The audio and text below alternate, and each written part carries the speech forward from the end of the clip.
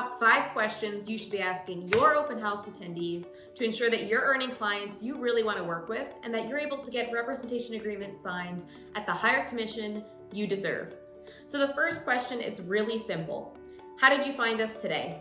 I use one main sign-in sheet. I know a lot of agents use iPads or singular sheets with clipboards that people can walk around with. I like to have the ability to talk to people as soon as they come in the door and before they decide if the house we're standing in is actually of interest to them or not. So how did you find us today? Lets me know if I'm talking to a nosy neighbor who's curious about their own home value, somebody who drove by, saw the sign, is coming in with little to no information about the property, somebody was scrolling on Zillow, Realtor.com, or one of those sites, or if their agent sent it to them. And with that last option, my next question is immediately going to be, do you currently have a signed representation agreement with that agent? Very often, agents do little to no follow-up. They set a potential client up on an auto search campaign, and then they never call them again. So it does not mean that they have a signed exclusive right to represent agreement. And I want to know right off the bat if this is somebody that I could be having a conversation with and potentially earning as a client. So from there, my next question is always, how long have you been searching for a home? And if we're in a competitive market, I might phrase it as, have you been searching for a while or are you still having fun? And how people respond with their body language and the words they choose is going to tell me so much about how I'm going to manage that conversation going forward. If they're like, oh my gosh, we're so burnt out, we've been searching for 3 years. My next thought is, are you somebody that I want to work with? And I say that because somebody could be a tire kicker and have an unwillingness to submit terms that are going to get their offers accepted. Or was it their agent who was unable to get their offer accepted or who lacked the ability to educate their clients on what needed to happen in order to win over a seller and get their offer accepted? So right off the bat, I want to know a little bit more about this. I'll ask, have you submitted offers before?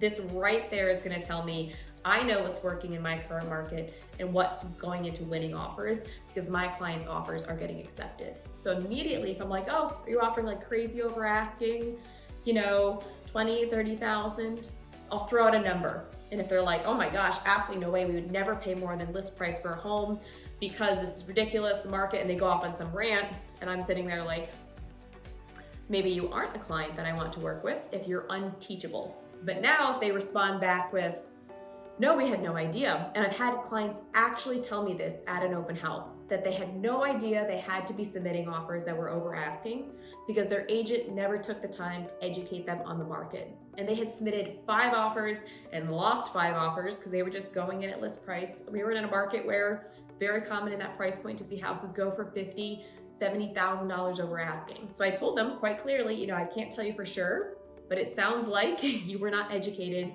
on what needed to happen in order to get your offers accepted. And then if I have an opportunity to continue that conversation, I will. I might schedule a follow-up time to go into it in a little bit more detail and do a true buyer strategy meeting, which I do a whole training on if you have never done one of those before, or if you're looking to perfect what you're already doing. So that's a wonderful way to learn about the people that are potentially going to be my clients in the future.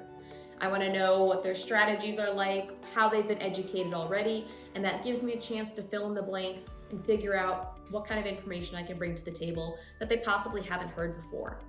I don't want to bore somebody with the basics if they're an experienced buyer or if they're not looking for that type of information. If somebody replies that they haven't been searching for a long time and they're maybe a week or 2 in, my follow-up to that is going to be where they are in the pre-approval process, or is this going to be a cash purchase? I never like to assume it's going to be a pre-approval. If somebody has enough cash funds available to purchase a home, that's something that they're likely proud of, as they should be. So you're kind of coming across as a little bit assumptive if you're going right into getting them connected with a lender if they don't need one. So from there, I'll set up a connecting email and hopefully schedule a time for a true buyer strategy meeting once again. The next question is going to be, what are your plans for the weekend? Which sounds pretty silly, but this right here, before I dive into a little bit more of trying to set that next appointment, I'd like to know what their upcoming schedule is. So if somebody tells me, oh, we've got the whole weekend wide open, amazing. Now I know in the back of my mind that I'm probably going to be able to schedule my next appointment for this weekend, because it's really hard to maintain eye contact with me and then lie and make something up 2 minutes after you just told me you had absolutely no plans, which is not a bad thing. People just don't like to be sold. But I'm able to usually get somebody to commit to an appointment a lot more easily after figuring out their upcoming schedule. So it also gives an opportunity, if you're not able to set that next appointment, for a really personalized follow-up. I want to know if you're going to your son's birthday party tomorrow, or you're really excited about a football game tonight, or if you're going to a wedding this weekend, or anything else that I can follow up with now my later call. Because again, if we're standing in a home that you're not going to be ending up buying, I now have to get you to answer the phone when I call in the future. And if my call is, or video text, hey, I really wanted to hear, how was your son's birthday party on Sunday? Did you end up getting that cake you were hoping for? Or how was the football game? Did the Giants win? If I follow up with a topic that they genuinely care about, I'm making a human connection. And I care about my clients and my potential clients, and I want to show that right off the bat. So they're much more likely to respond to me, get on the phone, call me back, if I'm genuinely just being myself and trying to connect with them at a personal level. So from there, if I'm not able to set that appointment in person, my last question is always going to be, what are you looking for in a home? I try to ask this as soon as possible, because if they're describing a home that's nothing like the one we're standing in, I'm going to keep an eye out, because they might be making a quick exit after figuring that out for themselves, that the really closed off rooms are not the open concept they were hoping for. So, making mental note, I've also done research before even showing up to the open house, so I know what other homes are available in the surrounding area that are similar to the one that we're in. Because if this one's not a good fit, I know they're already looking in the area, and I can dumb it down to number of bedrooms, bathrooms, general square footage, and I'll probably come up with a few other available properties. I always want to be trying to set that next appointment while I'm standing in front of them. So if I'm able to book a showing for a property that's down the street that's available for showings next weekend, amazing. I'll say, hey, have you seen 210 Main Street? And I'll pull it up on my laptop right there. I'll have a saved search with all of those other available properties. Turn it around, I'll say, hey, it's got that kitchen you were looking for.